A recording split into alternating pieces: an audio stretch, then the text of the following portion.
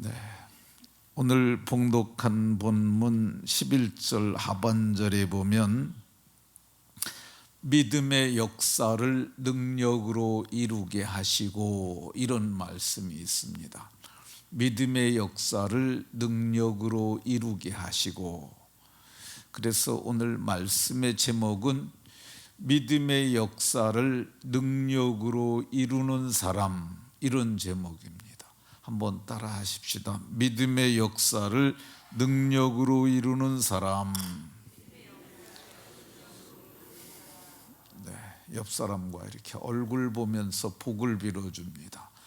믿음의 역사를 능력으로 이루는 복이 있으시기 바랍니다.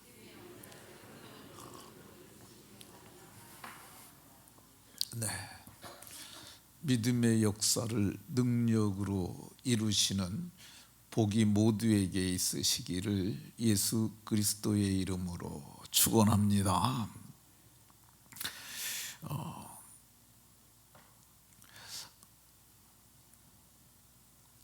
오늘 봉독한 본문은 믿음의 역사를 능력으로 이루게 해달라고 바울 사도께서 기도하시는 것을 볼 수가 있습니다. 믿음의 역사는 우리의 몫입니다. 믿음의 역사는 우리가 믿음으로 일하는 거야. 그건 우리의 몫이고, 능력으로 이루게 하시는 것은 하나님이 하시는 일입니다. 그러니까 믿음의 역사가 있어야 능력으로 이루게 하시는 하나님의 역사가 함께 합니다. 그러면 우리가 믿음으로 역사하여야 할 일들이 어떠한 일이 있을까? 믿음으로 기도하는 일 띄워줄 수 있어요? 네. 믿음으로 날마다 온전한 삶을 살아가는 일, 믿음으로 아내를 사랑하는 일. 자, 4번부터 제가 4번 그러면 여러분들은 읽어봅니다. 4번, 5번, 6번, 7번. 네, 오늘은 믿음으로 자기의 기업을 이루는 일에 대해서 살펴보려고 합니다. 예수님을 믿는 사람들이 믿음으로 자기의 기업을 이루면서 사는 것은 믿음의 역사를 능력으로 이루게 하시는 하나님의 은혜라고 생각이 되어집니다. 이 믿음의 역사를 능력으로 이루게 하시는 역사를 경험하려면은 두 가지 방면에서 유력한 자가 되어야 합니다. 첫 번째, 하나님을 아는 것과 믿는 것에서 유력한 자가 되어야 하고요. 두 번째, 세상을 아는 것과 경영하는 바에서 유력한 자가 되어야 합니다. 그러니까 하나님은 잘 아는데 세상을 모르고, 신앙생활은 교회는 잘 다니면서 잘하는데 세상에서 무엇 하나 이루는 것이 없으면은 그건 균형추가 안 맞은 거죠. 그러니까 믿음의 역사를 능력으로 이루려면 이 하나님을 믿는 것과 아는 것에서 유력한 자가 되어야 하고, 또 세상을 아는 것과 경영하는 바에서 유력한 자가 돼서 세상을 다스리면서 살아가는 자가 되어야 합니다. 우리가 새해 벽두에 송구영신 예배 드리면서 이 대표적인 사람으로 아브라함을 살펴봤습니다. 오늘은 이삭을 살펴보도록 하겠습니다. 아브라함의 아들 이삭이 어떻게 하나님을 믿는 것과 아는 것에서 유력한 자가 되었으며, 그리고 그가 세상에서 얼마나 유력한 자로 살았는가, 이 두 가지를 살펴보도록 하겠습니다. 이삭에 대한 이삭이 하나님에 대해서 아는 것과 믿는 것에서 유력한 자가 되었다고 생각되어지는 본문은 창세기 22장입니다. 22장 2절에 보면 하나님께서 아브라함에게 말씀하시길, 내 사랑하는 독자 이삭을 데리고 모리아 산으로 가서, 모리아 땅으로 가서 내가 내게 일러준 한 산에서 그를 번제로 드리라 이렇게 말씀합니다. 그 모리아 산이 이 여부스 족속이 살던 산이고, 그리고 마침내 그곳에서 이 성막이 세워지고 성전이 세워졌다고 하는 것이 보편적인 이론입니다. 그러면 이 지금 아브라함과 그 아들 이삭이 살던 곳은 부엘세바라는 곳이거든요. 근데 오늘 성경에 보면 거기를 갔는데 그게 사흘길이라고 이렇게 얘기를 하고 있습니다. 사흘길인데 도상으로 따지면은 한 80km 정도 되는 거리 같아요. 그러니까 이틀을 사원들이 짐을 가지고 가고 마지막 하루에 그 이제 모리아 산에 올라가서 아들 이삭을 번제로 드렸던 것을 볼 수가 있습니다. 하나님께서 번제로 드리라고 그랬는데 번제는 어떤 제사냐?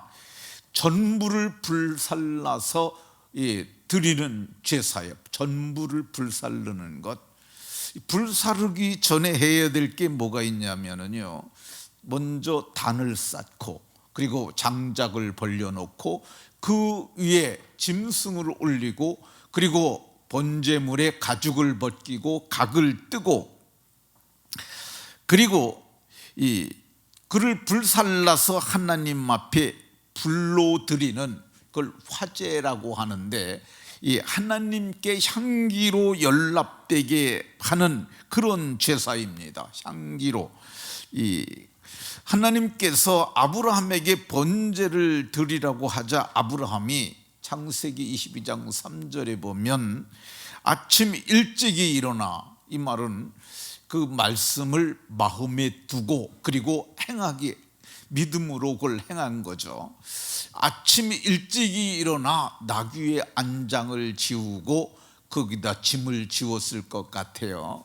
그런데 그 짐이 장작만 있었던 것이 아니라 제가 생각하건대 노숙을 했을 것 같습니다. 그렇잖아요. 그 시대에 뭐 여인숙이라든가 어떤 숙박시설이 있었던 것 같지도 아니하고, 그러니까 이 숙박할 그런 소소한 장비들, 그리고 아들 이삭을 데리고 그리고 번제에 쓸 나무를 쪼개 가지고 하나님이 알려주신 그 산을 갔다고 이렇게 말씀합니다. 그리고 이제 그 산 앞에 왔을 때 눈을 들어 그 산을 바라보고 두 사원에게 말을 합니다. 너희는 여기 있으라. 내가 이 아이와 함께 가서 예배하고 너희에게 돌아오겠다. 이렇게 하고, 그 다음부터 장작을 누가 지고 가느냐 하면은 이 6절에 아브라함이 이에 번제 나무를 가져다가 그 아들 이삭에게 지우고, 이삭은 나무를 지고 가고 그는 불과 칼을 들고 동행을 했다고 이렇게 말합니다. 그리고 22장 9절에 보면 아브라함이 제단을 쌓고 장작을 벌려놓고 그리고 그의 아들 이삭을 결박하여 제단 이 나무 위에 놓고 이렇게 말씀합니다. 근데 여기서 이제 우리가 생각해 볼 게 있어요. 이삭을 아브라함이 힘으로 결박하여서 그 번제단에 올렸을까? 또 하나는 뭐냐면, 그러면 어떻게 이삭이 거기 번제단에 올라가게 됐을까? 여러분들은 어떻게 생각하십니까? 아브라함이 힘으로 했을 것 같아요? 이 힘으로 할 수 없다고 생각되어지는 이유가 뭐냐면은 이삭이 장작짐을 지고 산을 올라간 겁니다. 그 산이 높지 않다 할지라도 경사진 곳을 짐을 들고 올라가는다는 것은 대단히 힘든 일이에요. 그리고 이 아브라함에게 이삭을 번제해 드리라고 그랬잖아요. 이삭이 장작짐을 지고 갈 나이라면은, 이삭을 번제로 드리려고 그랬다고 그러면은 이 장작짐을 지고 갈 수 있는 사람, 그 사람 죽어도 17, 8세는 되어야 하지 않겠어요? 그렇지 않습니까? 장작한 짐을 지고 갈 수 있는 사람. 그러니까 이삭이 청년 정도 된다면은 한 50세, 60kg, 60kg 되잖아요. 60kg를 번제물로 불살려면 장작이 얼마나 필요하겠어요? 제가 어제 이렇게 이미지 파일을 준비했는데 그게 전달이 안 돼가지고 제가 보여드리기 힘든데, 근데 이제 요즘 캠핑하는 사람들에게 그 장작을 이렇게 파는 게 있어요. 근데 이 20kg 정도가 라면 상자보다 조금 더 큽니다. 그거 하나 가지고는 절대 안 되고, 내가 보기에는 그거 3개는 있어야 되지 않을까, 그 정도 생각이 듭니다. 그럼 3개면 60kg잖아요. 60kg를 장작을 지고 산을 올라갈 정도면은 제가 보기에 건강한 17, 18세 이상, 많게는 20살 정도까지 되리라고 보여집니다. 그 장작을 지고 올라갔던 그 이삭을 이 아브라함이 힘으로 제어해서 그를 결박해서 제단 위에 올릴 수 있었겠습니까? 그건 불가능하죠. 왜 그러냐면 이삭을 100세에 낳았어요.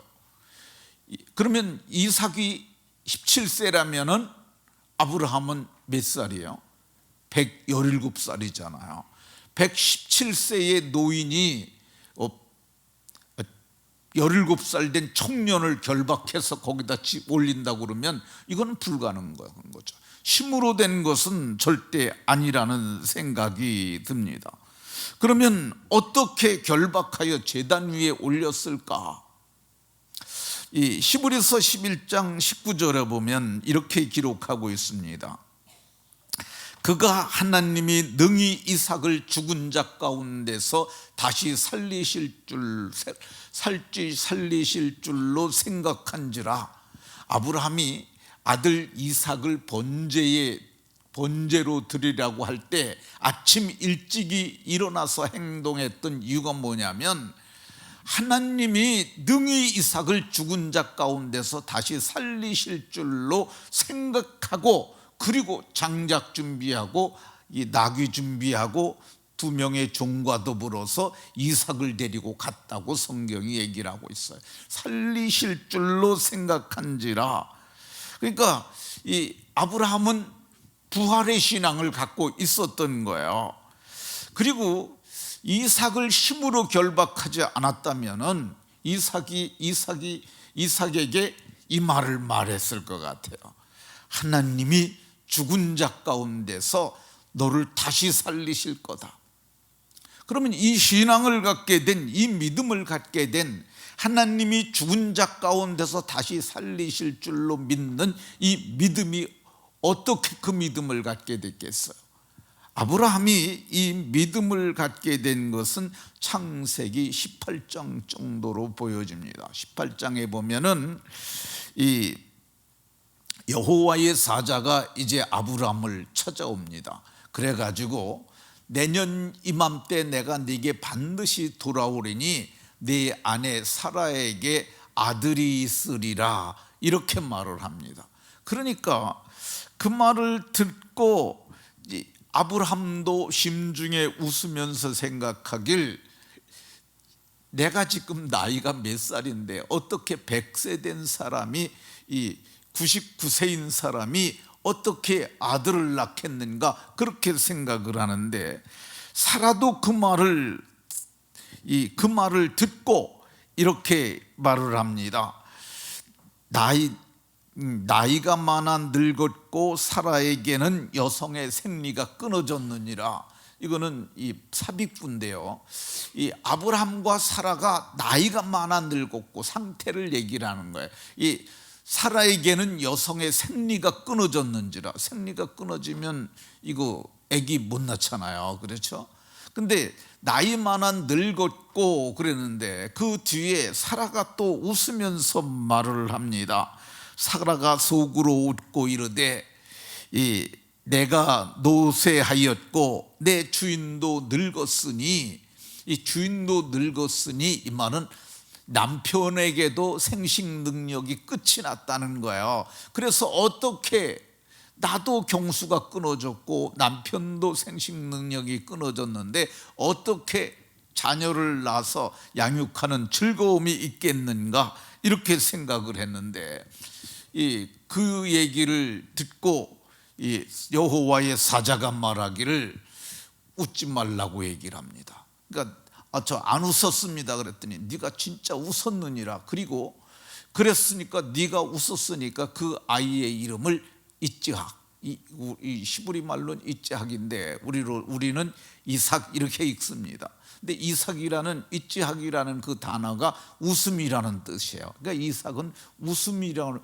그러니까 이삭을 우리는 이삭이라고 부르지만 히브리 사람들은 이삭을 부를 때 뭐라고 부르겠어요? 웃지 마. 아니 죄송합니다. 우리 웃음이 어딨냐 이렇게 그러는 거죠. 웃음이라고 이렇게 불렀던 것입니다. 그러니까 그 이야기를 아브라함이 아들 이삭에게 하는 거죠. 내가 너를 데리고 왔는데 번제할 양이 지금 없지 않느냐. 그런데 하나님께서 너를 번제로 드리라고 그러셨다. 근데 너는 원래 죽은 태에서 나온 부활의 아들이다. 근데 죽은 태에서 나온 부활의 아들인 너를 하나님께 번제로 드리면은 하나님께서 너를 받으시고 그리고 너를 다시 살리실 것이니까 너는 그 믿음을 가지고 번제단에 오를 수 있겠니? 이렇게 물은 거죠. 그러니까 이삭이 그 말을 듣고 하나님이 아버지와 함께 계시고 아버지께서 말한 대로 죽은 태에서 나온 내가 이 번제단에 오를지라도 하나님이 다시 살리실 것을 믿습니다. 그래서 자원을 하고 거기로 올라가니까 아버지가 칼을 들어서 저를 잡으리 할 때 하나님께서 아브라함아 아브라함하고 말리시면서 내가 내 믿음을 보았다고 말씀하시고, 그리고 돌아보니까 순양이 수풀에 걸렸으니까 그걸 번제로 드렸다고 이렇게 말씀합니다. 그러니까 이삭은 어떤 사람이었느냐? 부활의 신앙을 가진 사람이었어요. 주님의 말씀에 순종하여 자기 목숨을 내어놓는 그런 사람이었어요. 자기 목숨을 내어놓는 사람, 이 사람 온전한 하나님을 아는 장성한 그리스도의 분량에 이른 신앙인이라고 할 수가 있습니다. 그러니까 우리가 주를 위해서 소유물을 내어놓을 수 있습니다. 많게는, 적게는 이렇게 조금씩 낼 수도 있고, 많게는 소유물에 얼마를 낼 수도 있어요. 그런데 사실 목숨을 내어놓는 건 이건 쉽지 않습니다. 근데 이삭은 자기 목숨 그걸 다 내어놓은 사람이었죠. 그러니까 이삭은 하나님을 믿는 것과 아는 것에서 유력한 사람이었어요. 그게 신앙의 끝입니다. 그러니까 이삭은 그 후에 평생 시험이 없어요. 이삭의 생애를 보게 되면 그 죽는 날까지 그냥 순탄합니다. 그러니까 그 이유가 뭐냐? 그는 이게 처음이자 마지막 위대한 신앙의 시험을 통과한 부활의 신앙의 사람이었기 때문에 그렇습니다. 그러니까 하나님께서 이렇게 유력한 믿음의 사람에게 어떤 은혜를 베풀어 주시느냐? 하나님께서 세상을 경영하는 바에서도 하나님이 유력하게 하십니다. 어떻게 유력한 자가 되느냐? 창세기 26장 28절에 보면 그들이 이르되, 그들은 그랄에서 온 사람들이에요. 그랄은 어떤 거냐면 부엘세바 옆에 있는 지금 팔레스틴 사람들이 있는 그 지역이에요. 거기가 초지가 좋고 거기에 그 땅이 좋기 때문에 거기 사람들이 많이 번성했었어요.